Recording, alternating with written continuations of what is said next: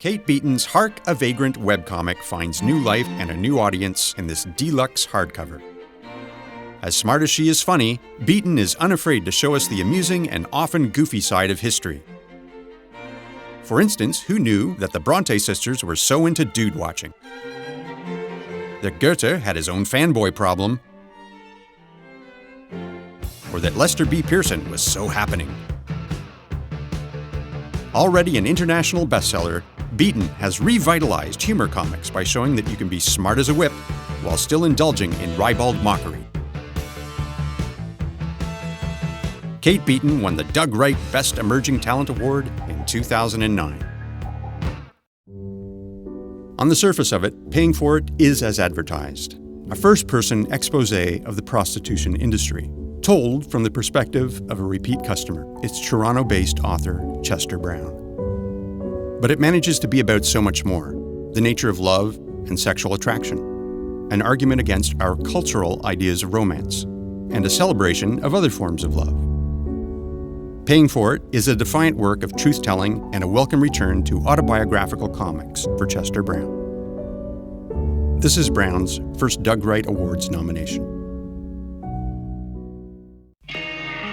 With the third installment of his acclaimed comic book series, Michael DeForge presents an ideal compilation for his varied concerns, his sweat-soaked neuroses, and his restless and seemingly endless talent. The centerpiece here is Dog 2070, a story that documents the life of a divorced dad, desperate to maintain some connection with his emotionally detached kids. Even though the protagonist happens to be a flying dog living in a dystopic wasteland, DeForge offers a keen observation of the uncomfortable ins and outs of family life. Add this to stories of gender-bending college kids and philosophical aunts, and you have one of the most unique and absorbing comics of 2011. Michael DeForge won the 2011 Pigskin Peters Award and the 2010 Best Emerging Talent Award. Pascal Girard's reunion follows the Montreal cartoonist on a semi-autobiographical journey that begins when he receives an invitation to his high school reunion. A surprise email soon follows from his teenage crush, Lucy Cote. She suggests they go together. And manic exercise, deluded fantasy, and Facebook stalking ensue. When the big day arrives, Pascal's vulnerable ego is due to get bruised.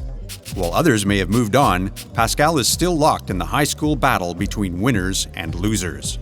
Reunion is charmingly self-deprecating and manages to be humorous and heartbreaking at the same time. Pascal Girard won the Best Book trophy at the 2011 Doug Wright Awards for Bigfoot. A hilarious character-driven graphic novel, Midlife, tells the story of John Olson, a 40-year-old Montreal magazine editor who is struggling with the labors of family number 2 while trying to keep his thriving libido under control. As he fumbles along amidst dirty diapers and exploding bags of cat litter, Olson's roving eye gets him caught up in a humiliating romantic entanglement with an attractive children's entertainer. Montreal cartoonist Joel Ullman brilliantly balances Olson's self-lacerating narrative with a wonderfully grotesque visual style that is unafraid to highlight his hero's paunchy belly, liver spots, and sagging shoulders. Joel Ullman won the Doug Wright Award for Best Book in 2007.